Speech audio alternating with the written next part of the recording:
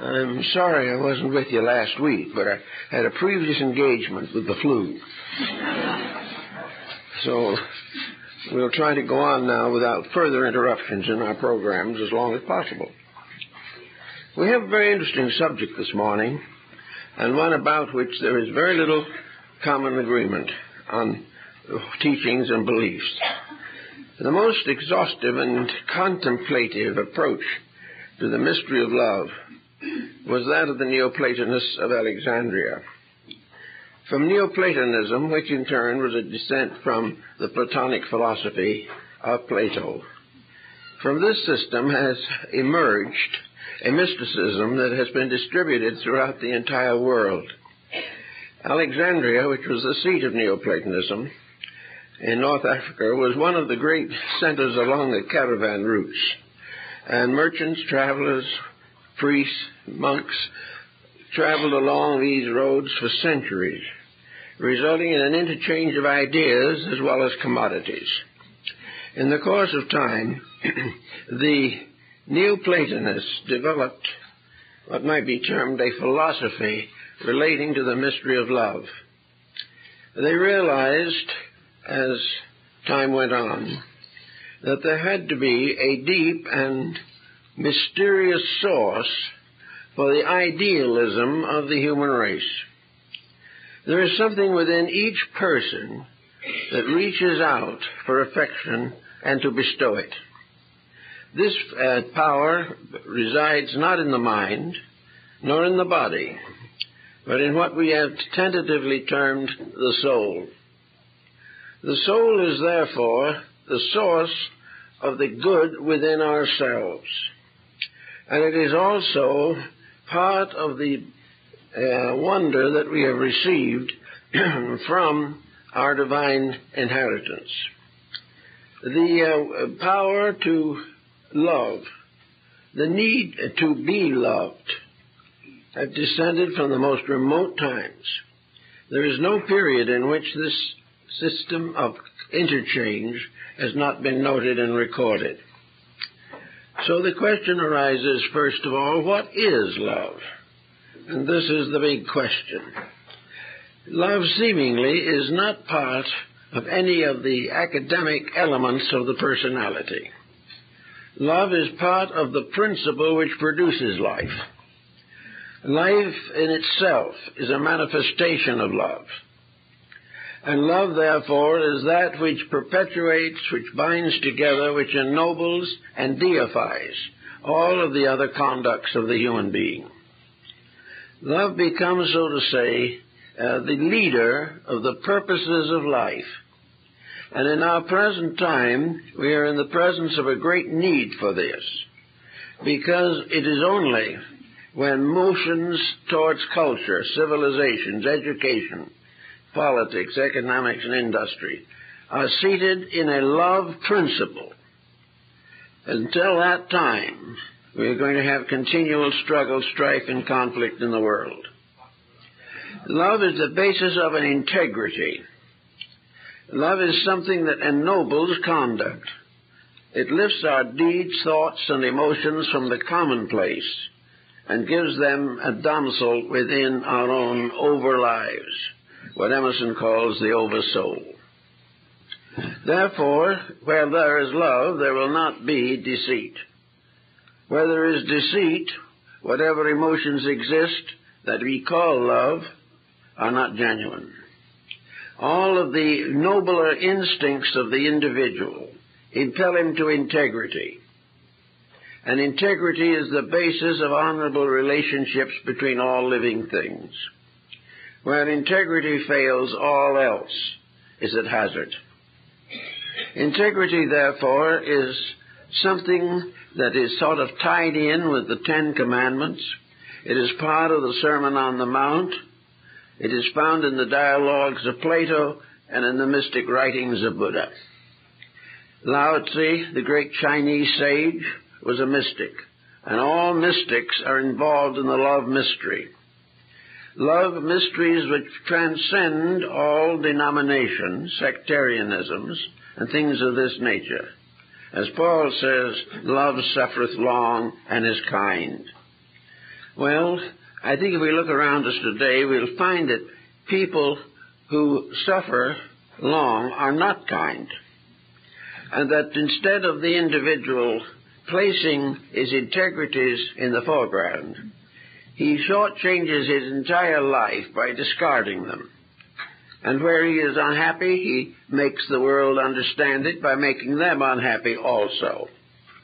Wars, problems, crime, deceits, exploitation are all part of an underworld against which antiquity established a code of moral integrities. These integrities were for two reasons. First, because the creating power demanded them, and second, because mutual existence required them. So the ancient, most primary form of love, as listed in Neoplatonism, is love of God. Now, this is itself a very intangible thing because we know very little about what God is. So that the effort to love deity, while it is found in all the religious writings of the world, is very difficult to interpret. We know also that many different nations have had various attitudes towards deity. Some have used the principle of God to justify war and plunder. Others have used it for exploitation. Others have used it as the basis of the building of theological empires of wealth and power. Actually, however, the love of God was, according to the ancients, the primary basis of our relationship with the universe. Whether we consider deity as a person, a principle, or an idea, that which holds the universe together is this basic concept of essential goodness at the source of existence. Lord Bacon says that he would rather accept all the fables of the Koran than to assume that the universal fabric was without a mind. So there is an overmind, an overspirit, an oversoul, an overconsciousness, an overreality, which more or less seems to be necessary to explain the common things of existence. Without an understanding of some superior principle, the inferior objects of our attention are comparatively meaningless. Now, the ancients in the beginnings began to worship God in terms of what they believed deity expected of them. Deity expected them to live in harmony with the Sermon on the Mount, with the Ten Commandments, or their equivalents. In other words, worship was keeping faith with reality. The worshipper had to practice what he believed, or it was not worship. Prayer was originally a hymn of glory or praise to the unknown for the privilege of existing in a universe of values that help all of us to improve and give us securities. So in the beginning, the idea was to worship God by keeping His commandments. If you love God, keep His commandments. Now, the loving of God became one thing, and the keeping of the commandments became something else. The love of God seemed fine as long as it dealt with intangibles.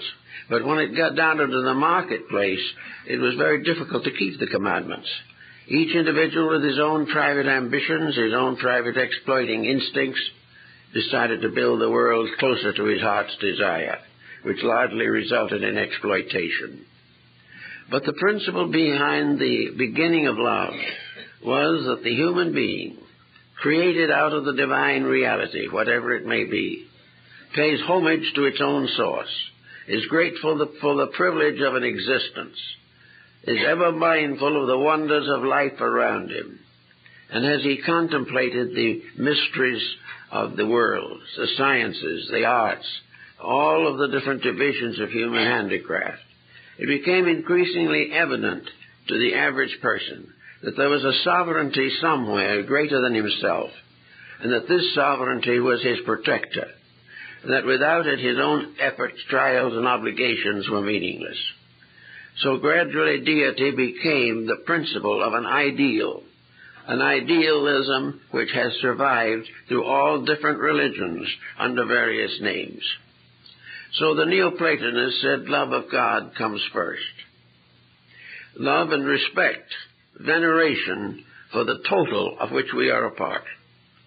We cannot look out upon the mysteries of the universe, the cosmos, space, time, and eternity, without some realization that we are in the presence of an awesome reality, something tremendous, something incredible, something far beyond our ability to understand, let alone to define or organize in thinking. So the worship became a bowing to that which is better, a humbling in the presence of true greatness, a power by which the individual realized that he existed, that without this power he could never have been. And then, of course, comes the question as why he came to be. And it became evident to many ancient peoples that his existence was due to the love of God, and that in his turn he protected himself by loving the God who was his creator. Also, we have to realize that the ancients, living largely on the level of the brood family or the tribe, saw in deity the ultimate patriarch, saw in the deity the elder of elders, that which came first, and recognized this patriarch as a benevolent pattern, a benevolent significance, not necessarily a person as represented in the ceiling of the Sistine Chapel in Rome, but an over-reality. It became obvious that this over-reality had to be intelligent, or it couldn't have fashioned the world. It had to have a reason, or it would not have done so. It had laws by which it administered its own creations, and it was probable and appropriate that man should also abide by these rules. So gradually the parental figure appeared, the magnificent over-being, in which we all live and move and have our being, and for which we must have a proper attitude. Somewhere in the early times also, the individual found that there could be certain inconsistencies between himself and this divine being. He found that he intentionally or unintentionally broke faith with this divine being. And when he did this, something went wrong. He found, for example, that when he broke the rules began to break him. He suddenly discovered that this power, this mighty power, that ruled all things, was also an absolute authority, that it had within itself the eternal possibility of a rewarding virtue and bringing vice around ultimately to redemption. So in the beginning, at least, moral codes arose, such as the Code of Hammurabi and the Justinian Code later. These codes were efforts by the part of human beings to codify the experiences of God's will. These codes all were based upon experience.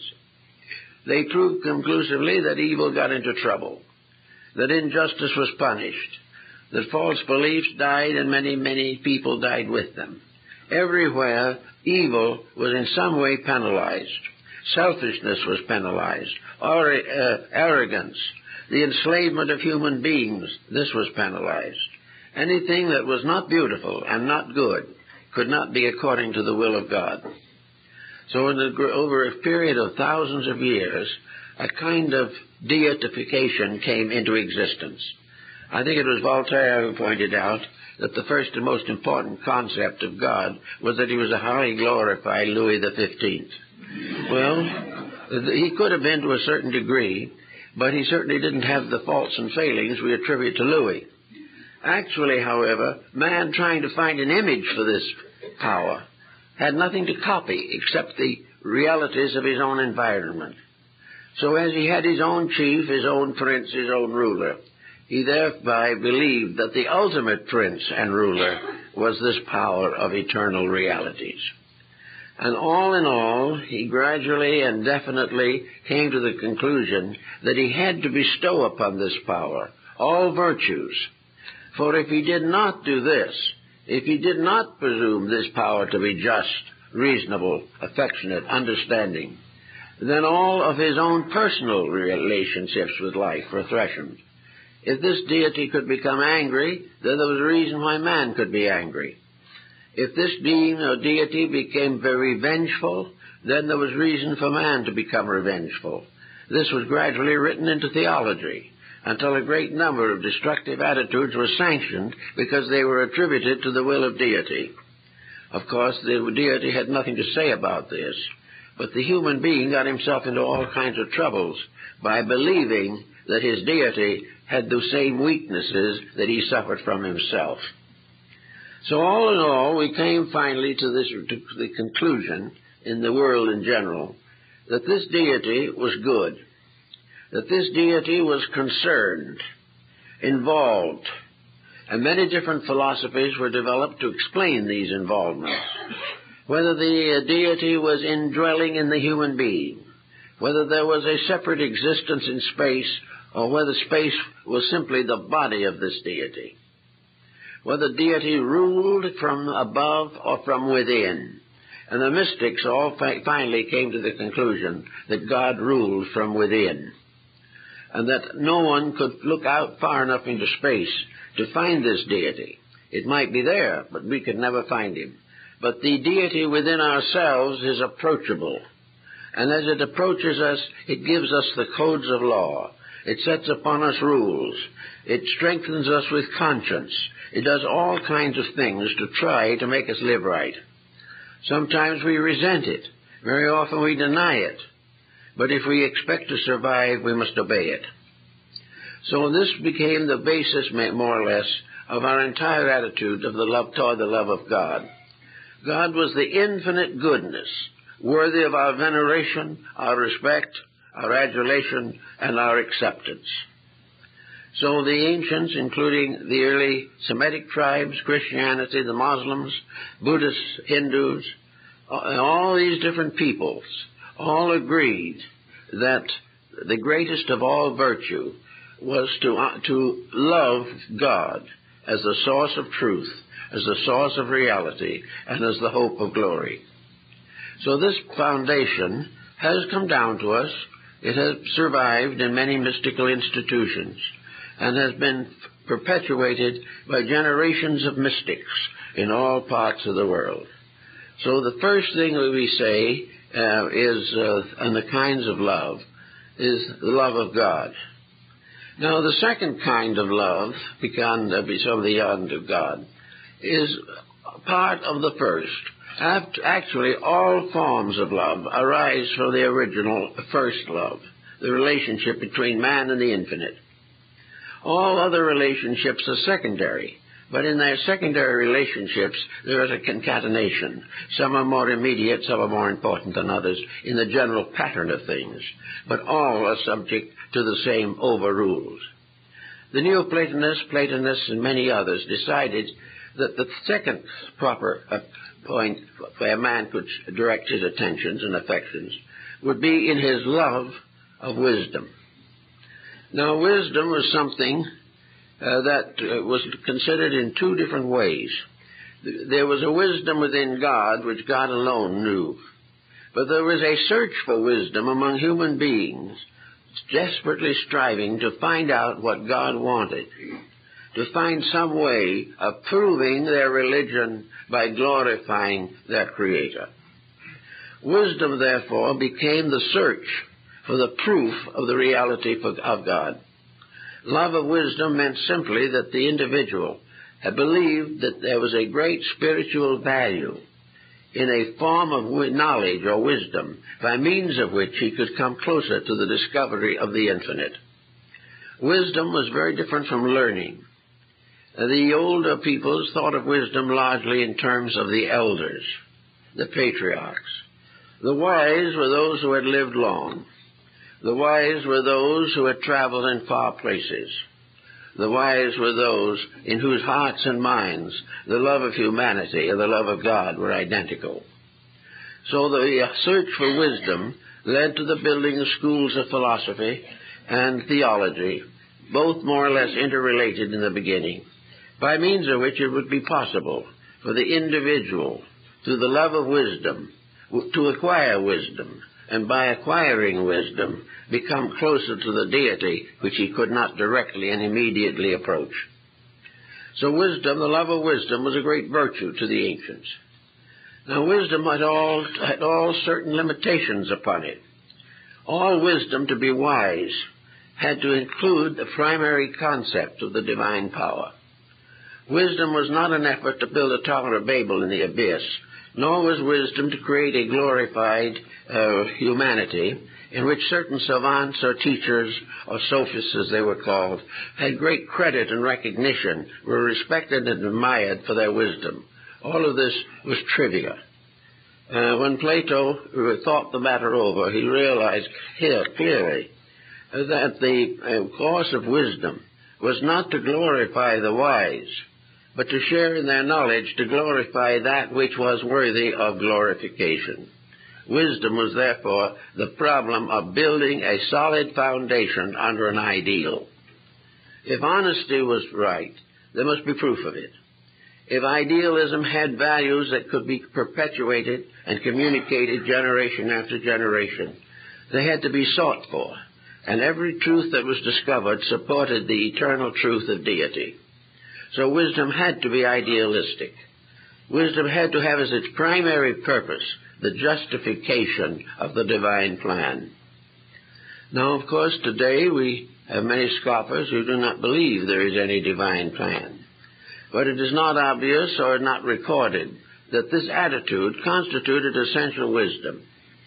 And the Neoplatonists, especially Plotinus and Iamblichus, were devoted to the concept that wisdom resulted in the development of an apperceptive mysticism. The truly wise person had the inner experience of the fulfillment of the wisdom that he sought. In the quietude of his own inner life, he had the experience of divinity. For a moment, he found himself picked up into the empyrean and had the emotional, mystical, psychical experience of being in the presence of the deity. This deity he did not see physically. He did not see it even emotionally or mentally. But more than seeing it, he was it. He became part in it. He was actually absorbed in a state of consciousness infinitely superior to his normal condition. Under those conditions, the mystics found the consolation of wisdom. They found the fact that no one is wise, really, but the Father, who is also the fountain of all wisdom. And because it flows from his own nature, it is a virtue. And because it flows from his own nature, it bestows upon mankind the privilege and power to know more about him and all the things that are accomplished in his name. So the love of wisdom was considered to be superior to the love of any physical ambition. The love of wisdom was much more marvelous than the love of wealth. It was much more powerful than the love of war or statesmanship or sciences. A man might be a great physician, and as such would be quite acceptable. But to be a great physician, he must be wise. Because without wisdom, sciences are dead. Without wisdom and vision, arts are useless, and are all reduced to a strange mediocrity, such as we are seeing today in a great many areas of life. So the second great love was the love of wisdom, a love which caused the individual to sacrifice other considerations for the sake of becoming wise, with the realization also that with wisdom inside of himself, he justified the divine purpose and gained a greater ability to cooperate consciously with the plan of which he was a part. So wisdom helped man to serve God as a useful and helpful servant. And this was the blessing of deity, that he blessed those who sought first wisdom, because if he sought wisdom and righteousness, all other things would be added unto him. So wisdom became a power fulfilling in itself the love of truth, the love of reality, the desire to understand truth, but wisdom involved a kind of contemplative acceptance of something superior. Wisdom required the contemplative realization of a life superior to our own. It ensouled the universe, which was no longer merely a body of atoms or beings or particles, but was a great living thing in itself. And the universe, as a great living thing, was also a great loving thing, because it was sustained after it was created by the eternal love of deity. So all these things worked their way into the Neoplatonic philosophy and gave us a certain understanding of the way of life. Now the third love is a little harder to us to appreciate because of conditions of our time, but it is essentially as sound as any of the others. And that was love of country, love of patriotic relationships with the earth, with the land, with our neighbors, the pride of country, based upon the fact that all work together to preserve the honor of country. To love country meant to be honest. It meant to keep the rules. It meant to help the widows and the fatherless. It helped to protect the natural resources. It made every man his own leader in reformation and the brother of all others. It was the conservation of other forms of life. Everywhere, the country, the nation, the basis of the racial demarcations. These were units, like cities or towns, each one of which was a responsibility to its citizens. Therefore, love of God meant honest citizenship. It had to mean that man worshipped the truth he could not see by working with the truth that he could see, and that he had to maintain as far as he could the dignity of the community in order that if the Lord asked for that dignity, it was available. Any time the individual is false to his community, he is false to his world. And when this falsehood gets bad enough, we have war, rebellion, and sedition. So that the love of country meant that each person in it would be an honorable citizen by decision of his own will, and would work with all other citizens to make sure that the land in which he lived was at peace, had all the proper rules and regulations of a well-ordered structure.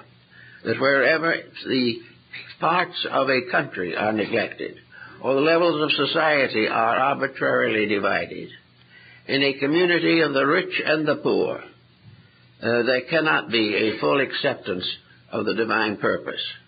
Each individual must try in every way that he can to help those in his own world who are in need of help. It is one thing to bring gifts to the altar of God, but it is also important to bring food to the mouths of the hungry. Both are acts of worship, and both are evidences of love. So love of country meant to take care of it, keep it clean. It meant that the citizens should have a recognition that in their religious life they give thanks that they have been born in a land which they could make beautiful by their own dedications.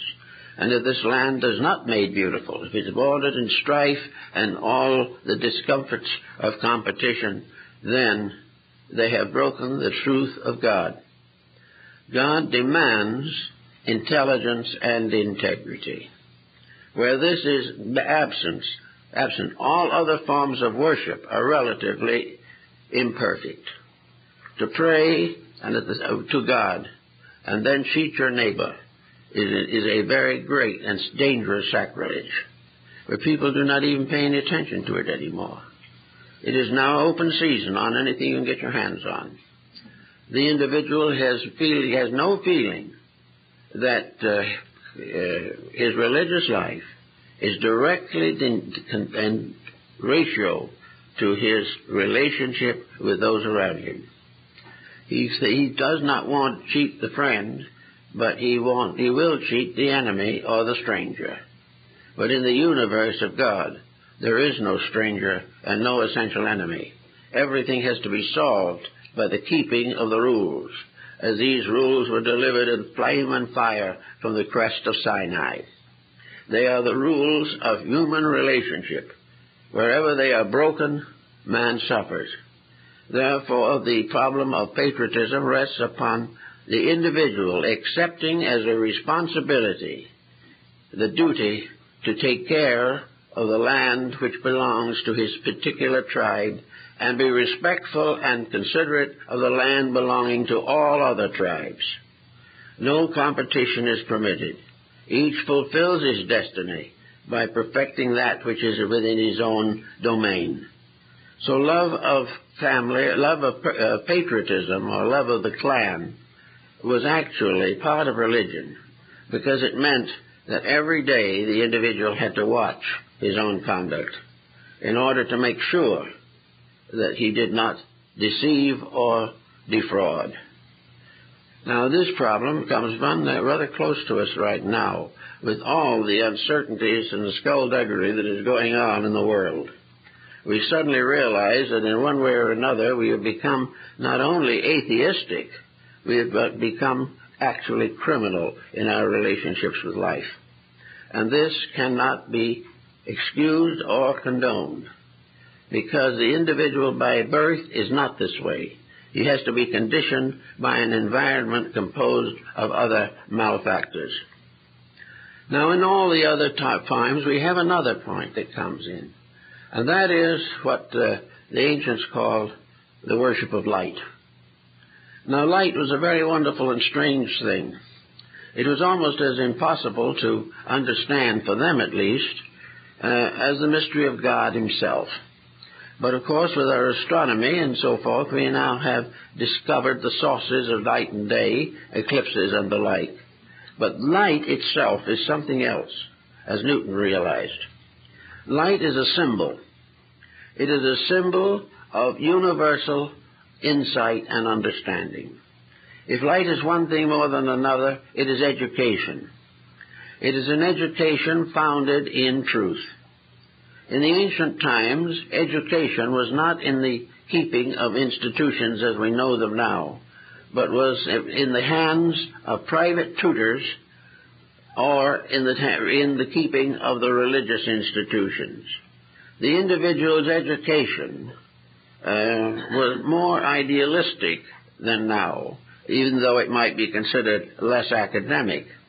I think up to very recent times that the Japanese, as I've mentioned before, had a very good point on this, because I went through the curriculum of the grammar school, or middle schools, high school, and the university to see how they laid out their education. The grammar school had reading, writing, and arithmetic, but on the books it was written ethics, reading, writing, and arithmetic. High school, ethics, geometry, and so forth. The university, ethics, industry of art, science. Medicine, ethics, anatomy, and physiology. Everything that was taught had as a basis ethics. So this was the supreme importance. Without ethics, education produced delinquency. Without ethics, it produced persons incapable of perpetuating the better part of the world in which they live. Therefore, the ancients and most of the more recent, wiser people have considered the light principle as worthy of love. We love truth. We love light. We love understanding and insight. It is by light that the flowers bloom and the meadows are green. It is by light the children's eyes brighten in the presence of understanding and insight. It is by light that ignorance is dispelled.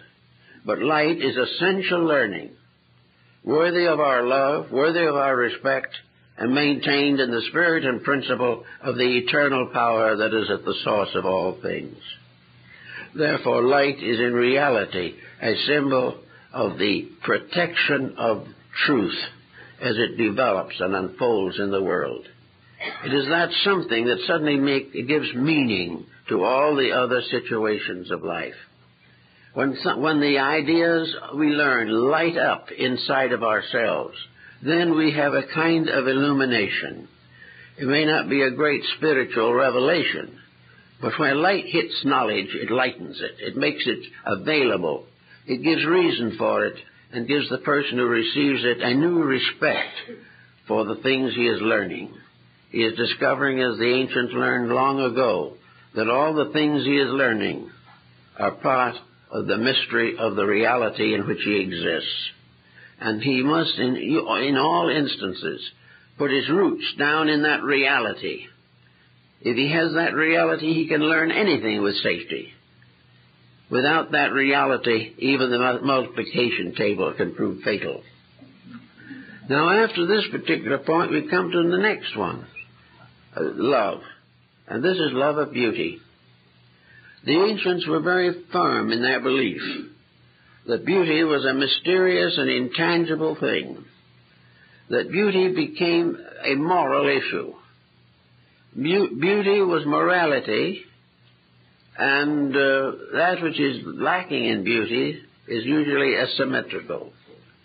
Everything that is not true, everything that is not worthy, everything that outrages the laws of harmony, rhythm, color, all of the arts, that which desecrates the art is a form of atheism.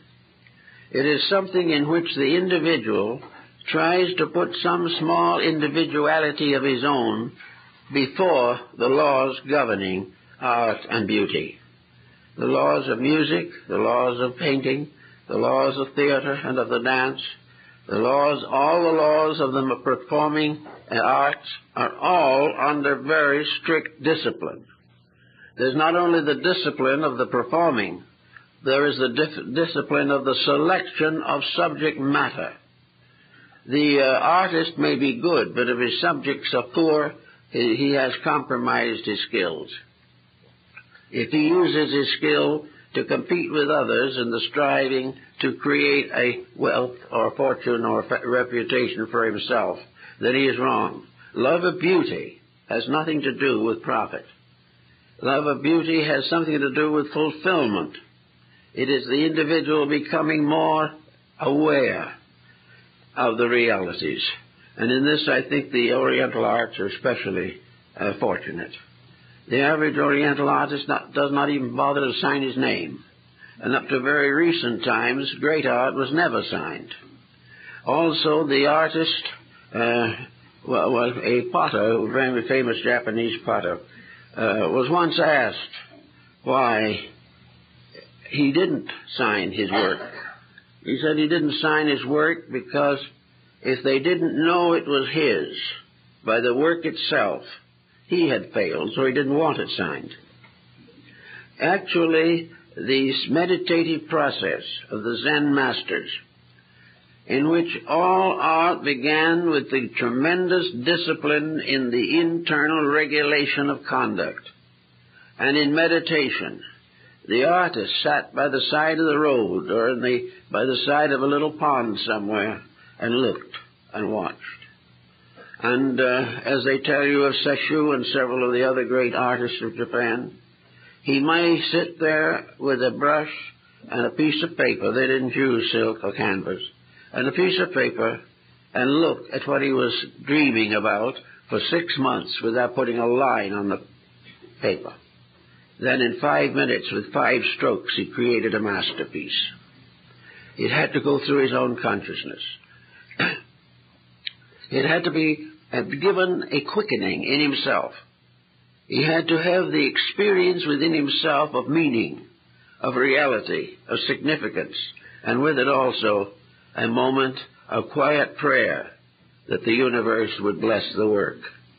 No Oriental artist would ever make a great painting without prayer, because it has to contain a realization of the divine purpose.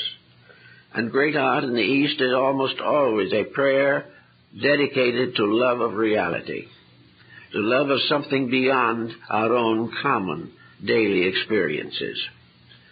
So art becomes another worthy field of endeavor. Love of great art is a symbol of maturity. And love of an understanding of art is an enriching of the whole life. And I think in the West now we particularly need to think about this, because we have now a very decided dichotomy here. We have people who love God, but they have never owned a piece of art that's worth anything. They hardly ever maybe go to a gallery to see anything. They do not realize the importance of expression. They do not realize that art is something that helps them to fulfill themselves. The individual who meditates hour after hour but never creates anything himself is missing the point. So art is a way of expressing your love for realities, love of beauty, and the wonderful possibility of delineating in one way or another through your own insight the proportions, dimensions, and relationships of living things. So art is a form of worship. To love art is to be a mature person. To love good art is to be a more mature person. And to recognize the art of the great artist, the very universe itself, in its sublimity, is to really understand the place of beauty and worship it and venerate it and see it as part of the love of life. So the love of beauty helps to mature us, helps to make us better people, helps also to give us outlets of various kinds for the creative instincts locked within ourselves. Thus we have the actual development of these forms of creative expression. The next form of love that the ancients venerated and considered to be very, very important was the love of skills. There was something to be said for a person who had a great skill. I've told you before the story of the man who asked Antonio Stradivarius why he made violins.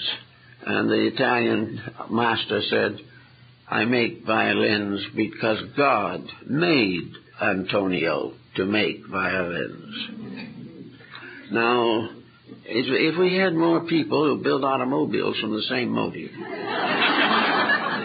if we had a few motion picture producers that worked from that foundation, if our television programs were dedicated to something of this nature, we might have a very much easier life. And what more than that, we would have a rapid lowering of the crime rate. We haven't realized at all that our mistakes are troubling our lives. We do not understand these things. We keep on doing what we please, accepting whatever comes along and expecting that the infinite will ignore our mistakes.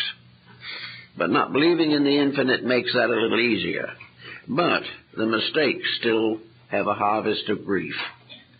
So skills of all kinds are problems of dedication.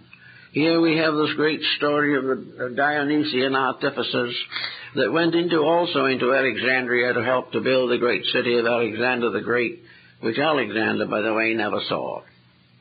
In these rites, the rites of architecture, these clans of builders were dedicated to religion. When they decided to build a great building, they first gathered to worship. Wherever they moved to become cathedral builders and set up villages for their workmen, the first building was the church. Also, these people the architects had no narrow bigotries. When someone wanted to build a church like Notre Dame or Chartres, artists would call from all over the world. They might be Mohammedans, they might be Chinese, Japanese, Greek, whatever it was. And a little later they might be either Protestant or Catholic. But whatever it was, when their villages, they went to build those buildings, there was no creedal division. Also, they set up their own way of rulership. They had their own Holy Trinity, the three masters of the work. They had their own servants and workmen, all of whom were on an equal social level. It took 300 or 400 years to build some of these churches. So generation after generation of the same family lived in these artificial towns until the work was done. If someone was sick or died, the group took care of the widow and the fatherless. the foundations, but they've drifted a little off center. Actually, therefore, all the skills were worshipped. Every temple and church was a spiritual revelation. The different flutes and columns of Greek temples were designed to meet the requirements of the deities represented. No building was simply built from a general plan. Every building had to be a complete expression of the purpose for which it was intended. It had to be a morality in stone, a revelation in marble, and a vast structure to the glory of God. So the result is the buildings were a little better done, I think, than they are now. At least there was a great pride and dedication. These builders were worshiping God, loving God, by the skills of their hands. The Essenes of the Holy Land, to which order it is sometimes believed that Jesus belonged.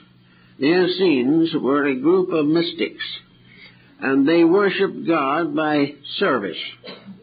When they wanted to pray, they may have had a few words of prayer, and then they went out and built young people a home so they could start out in life and didn't charge them anything for it. To build houses for young people starting out was their way of expressing their love of God.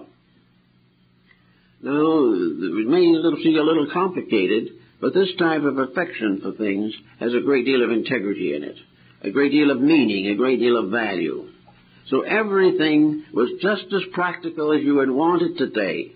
Everything was just as efficient, but it was ensouled. There was something behind it, that you didn't have to make rules and didn't have to go through all the lockers every day to find if someone had some cocaine in there. These rules, first of all, dedicated the workmen to their work. It made their work a glory. No one worked just for money, nor worked for fame, but to express his own inner convictions. Every conscientious builder was building for the greater glory of God and the greater good of mankind. This type of thinking was the underpart, and this is where it seems to me that the love factor is tremendously important, because we have so little evidence of it in any of the vast institutions that we are building today. We are building with credits, we are building with bond issues, we are paying fabulous sums for efficient management, much of which lands in jail in the end. We do all kinds of things. We do things that are destructive simply because they are profitable. We endanger the civilization to which we belong for a few dishonest dollars, and never the thought comes to mind about it at all. And in such cases as this, the love factor, which is supposed to warm up and make things beautiful, is completely overlooked. We continue to insist that love is a very personal emotion, and that this love emotion is very physical, and maybe a little bit parental, but for the most part indulgent, and there is no moral responsibility, no sacredness in the affections which we try to practice or maintain, which brings us to the seventh of the divisions, and that is love of family. This is the final chain, a link in the chain that binds the world to the pinnacles of Olympus. Family, to the ancients and to most people, was a microcosm. That is, it was the little universe. It was the little world over which a little group of people, alchemists, so to speak, were attempting to perfect the chemistry of human relationship. Home was the beginning and first great challenge of a cooperative society. And home became very important way back in China, when there were records and of the keeping of the various family records and so forth for nearly 2,000 years before the beginning of the Christian era. The whole Chinese system of family was very simple. Family was a little diagram, just a little thing you could put on paper, a symbol. But it was the perfect symbol of the largest nation that exists, the largest continent that exists on the whole planet.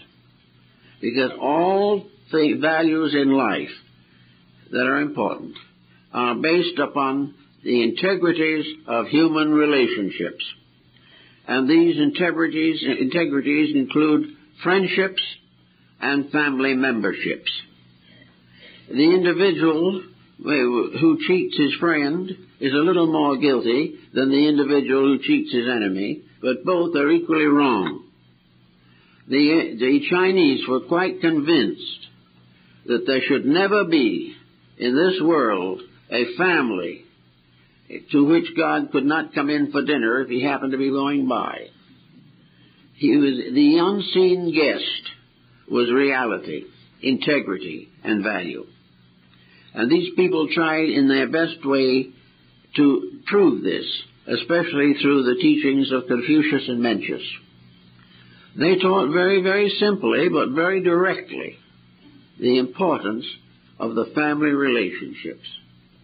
One thing they pointed out, too, which was very important, and that is that each individual in a family has certain inalienable rights, just as every tree in the valley has inalienable rights.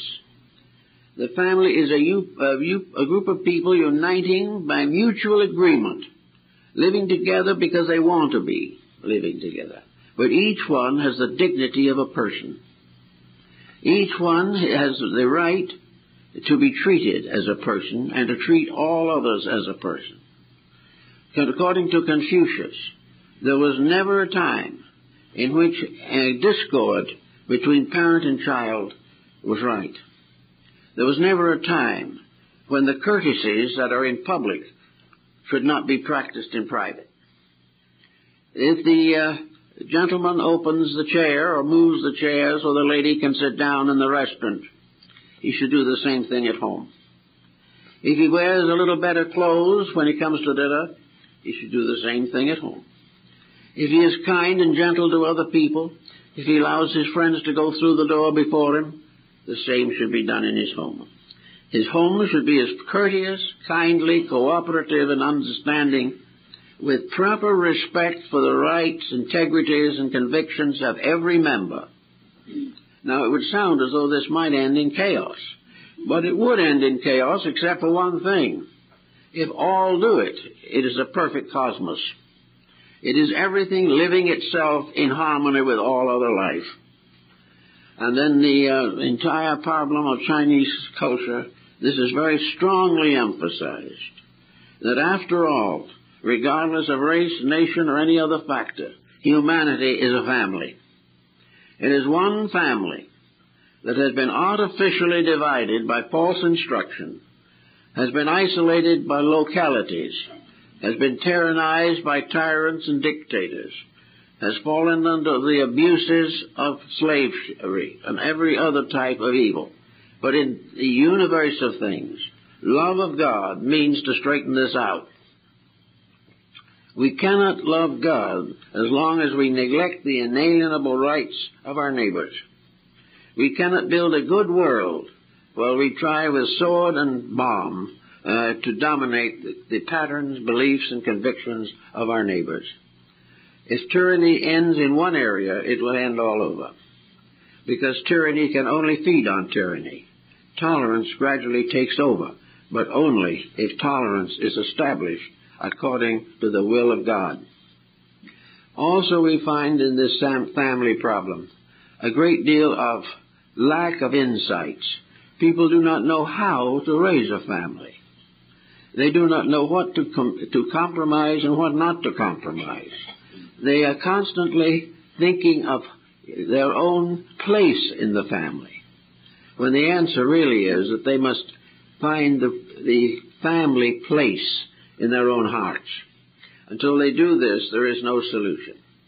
Now, all these were therefore called phases of love. Phases of love that extend all the way from the dramatization of the divine plan to a little romance on the back porch. It is all part of the same thing. But love, primarily, is a universal energy, and it cannot be blocked into small patterns. There cannot be any fulfillment in love if it is dominated entirely by physical considerations. Love is not basically physical. But the physical world is a place where love can reveal itself in a magnificent way. Self-sacrifice, dedication to duty, life and love that go beyond the grave. All of these things are dedications and proofs, but they are meaningless unless the individuals involved have these convictions within themselves. So we can say, perhaps, in generally speaking, that all we really need now is a universe ruled by love. What we don't realize is that's what we've got, but we have perverted it. We have denied it. We have built another world on illusions that have no substance in ethics or integrities. And yet there isn't a single blade of grass that grows or a single tree on a hillside that cannot help us to find the truth if we want it. The trouble is, most people, in all of their activities, are not concerned so much with truth as they are with profit. They are constantly considering the advancement of their own causes. Therefore, we have the curious phenomena of selfish love. Well, selfish love has something about it that's very reminding of hate, because selfish love ends in hate. It ends in the perversion and destruction of everything that is useful, valuable, or necessary in life. Now, we're all trying to do something a little better with ourselves these days, and we talk a great deal on mysticism.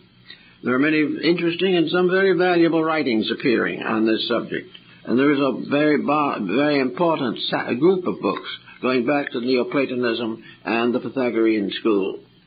All of these things are pointing out the importance of the individual unfolding the resources of himself.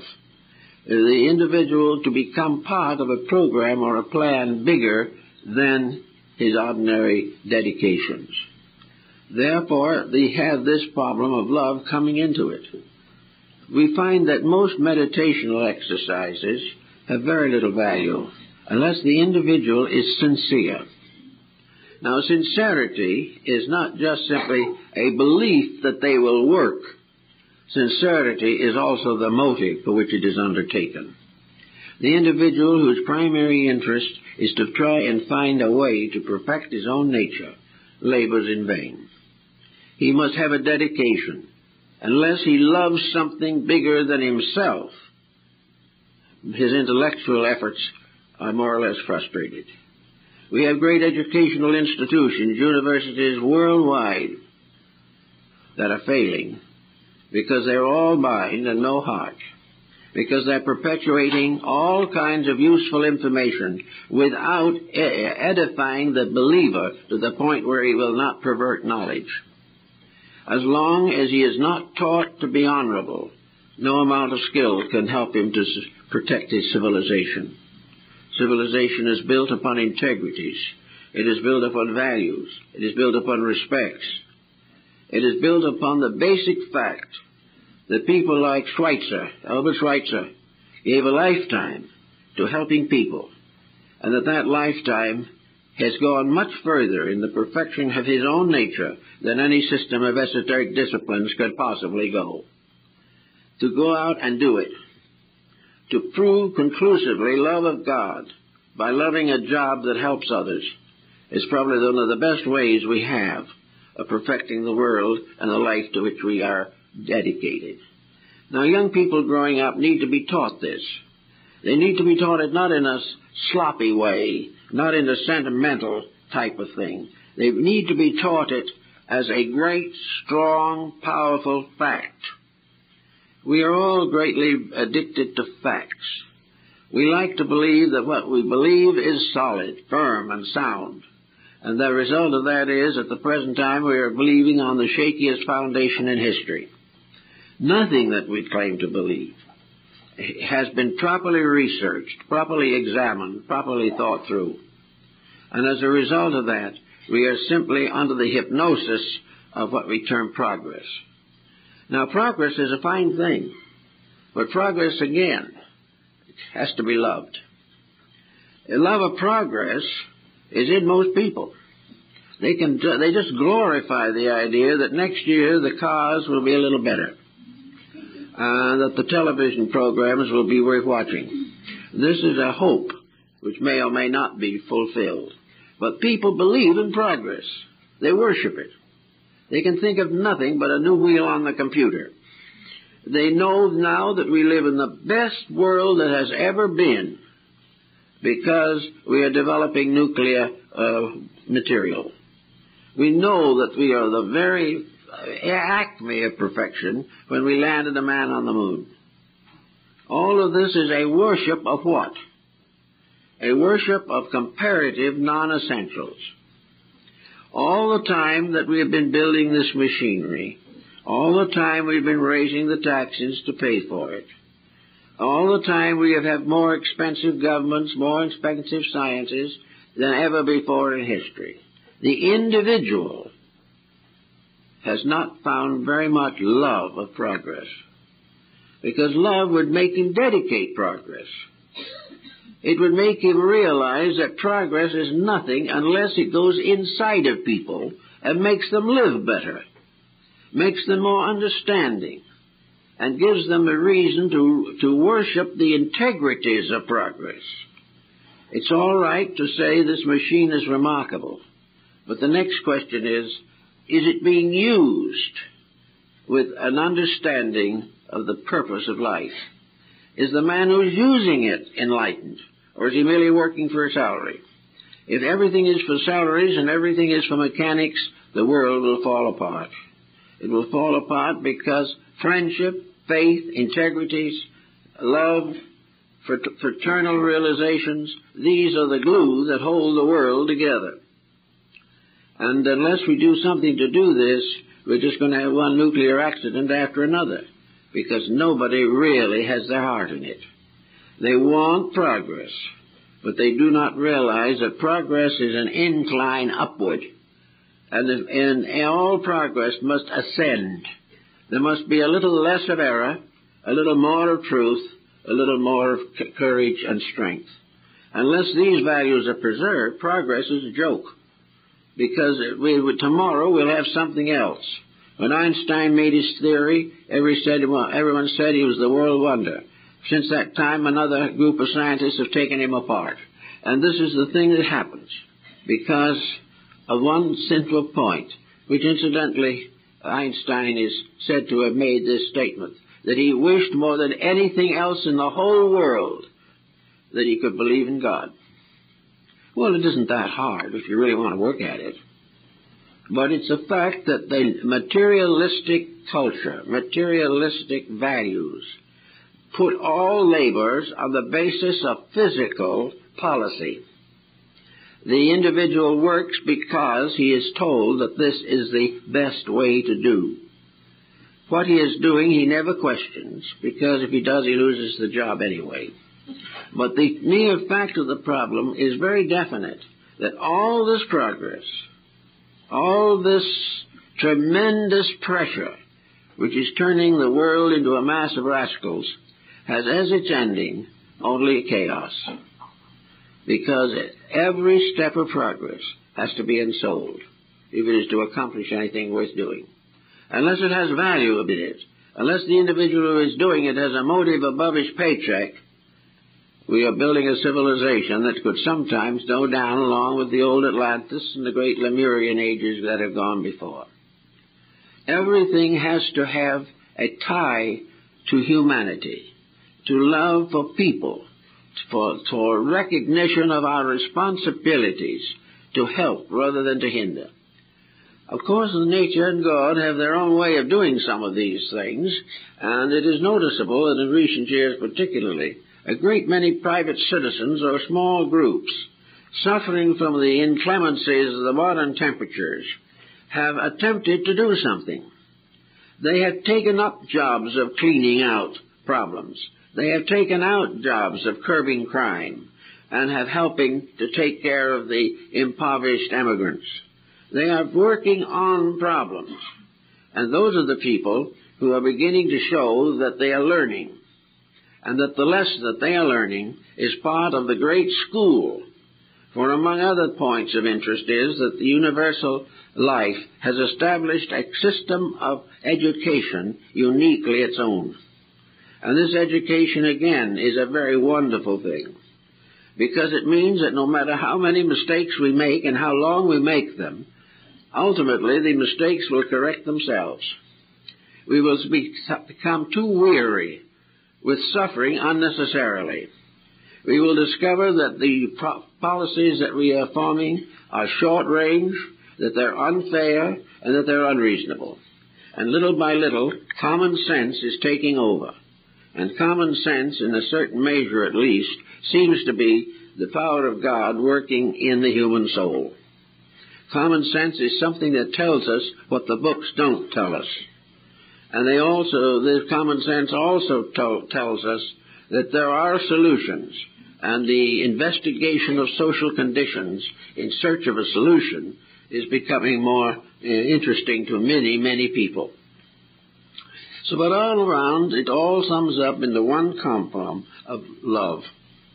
Everything should move from this angle, from this point, from this premise, that we are here to get along together in one of the most beautiful regions that we have ever heard of. A nice little neat planet that can take good care of us if we do not exploit it. But if we keep on foreclosing mortgages on the planet, we're going to get in trouble. If we keep on exploiting and never replacing, if we keep on thinking of the planet as a magnificent bowl full of everything we want that will remain full forever like the magic pitcher of the Greeks, we will someday wake up in terrible problem. Because after all, according to the Neoplatonists, the planet is a person. The planet is a living thing. If it wasn't a living thing, it couldn't support life. And every root that goes down into it is being fed by some kind of a wonderful living reality. And the planet has temperaments. Many planets do. It has temper fits. And it has just cause for them. In fact, there's no reason why it shouldn't be very much offended and very much disgusted with its progeny.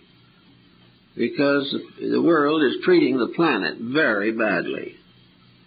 Now, up somewhere in the higher echelons of things, you can't treat planets badly and get away with it any more than you can treat your neighbor. All of these things are part of what Buddha called a great commonwealth, a common source of good for all. And the exploitation of any of these values ultimately will result in trouble. And we are beginning to have these troubles in many different areas. Many of our new discoveries, our greatest advancements and so on, are reacting unfavorably upon ourselves. We are not solving anything. We have no real interest in solving. So it's possibly time for us to go back to what you might term the classical educational theory, namely that young people starting out in life went usually, finally, to the head of the village, the archon, or whoever was the master mayor of the village, and said would say he wanted to go to school. He wanted to attend one of the better schools. Now, their schools in those days, of course, were not like the public schools of today. The school was usually in the temple.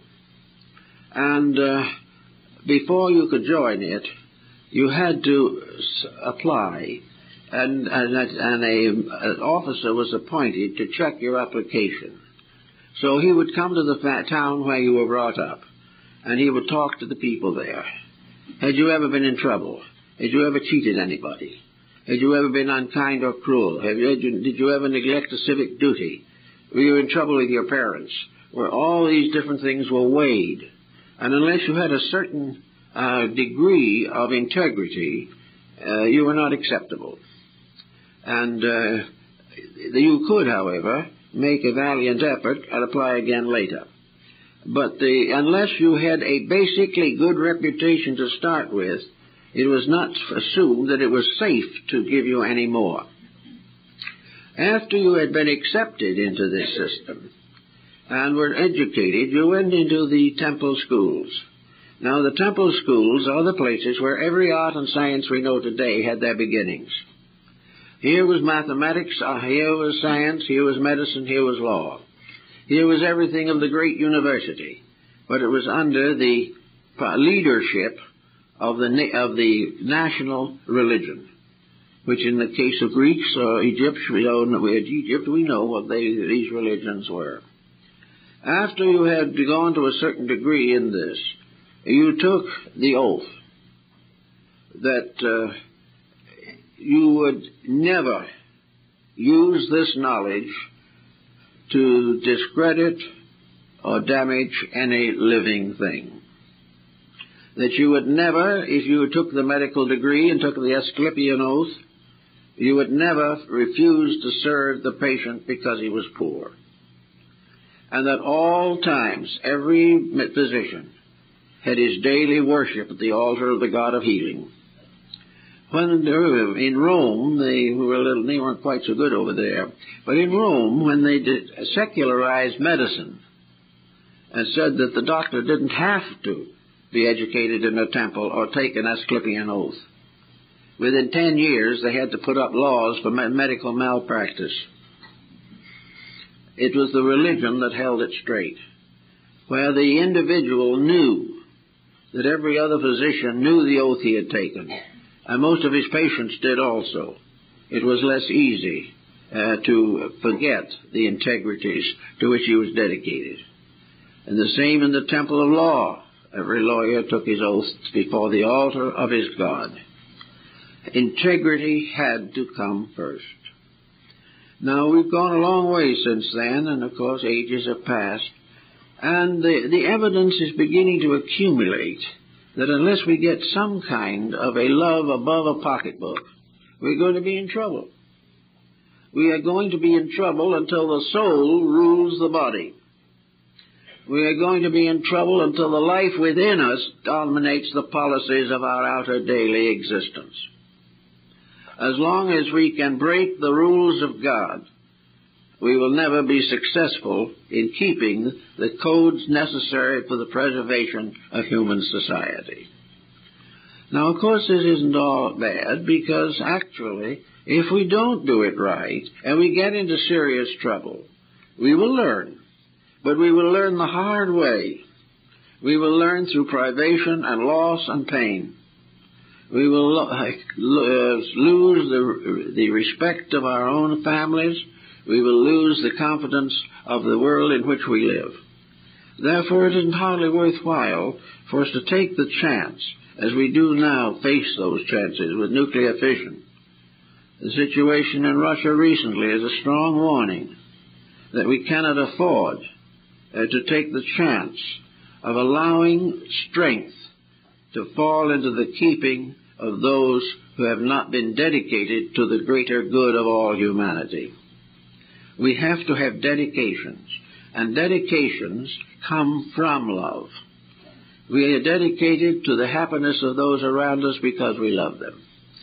We are dedicated to our family because we love it.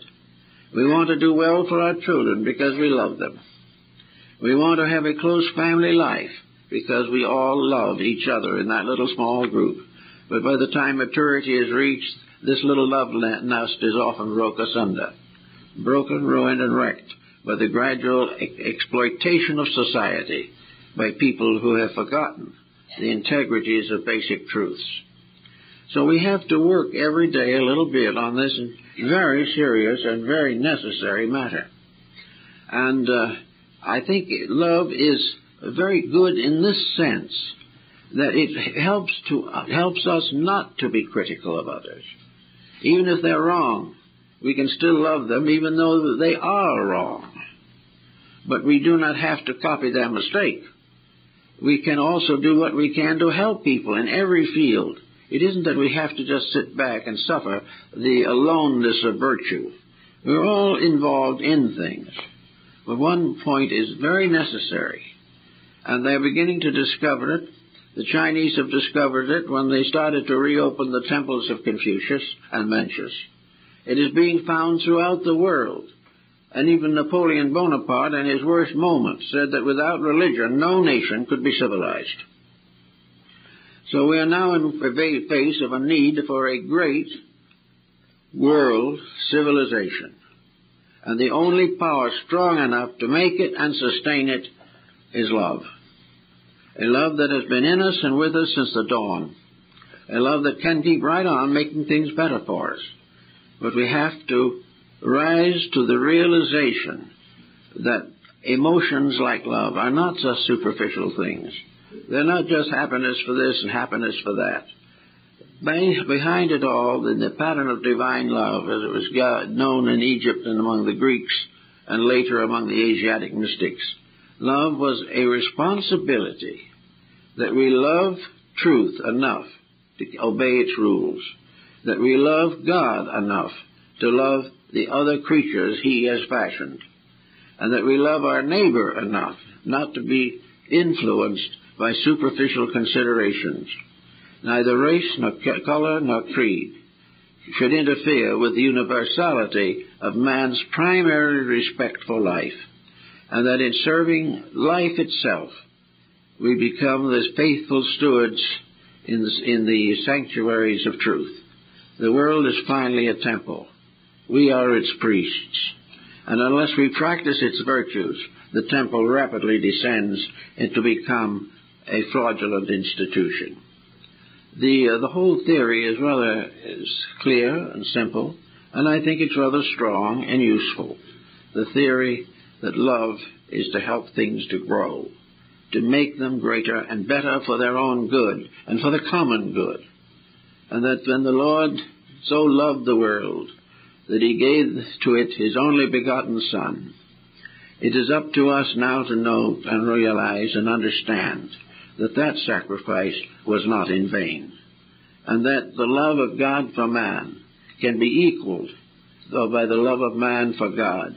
And when this balance is reached, our world will be a much happier and more livable place, and we'll all have time to be our better selves without persecution, misery, or suffering.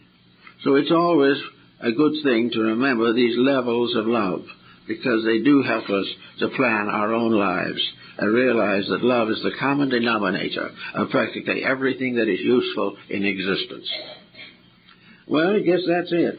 But I'd like to also wish, on this festive occasion, Happy Mother's Day, because that is really the fountain and source of our hope, that this will ultimately prove that we will all be mothers and fathers of each other, and will all be parents of a better world than we have ever known.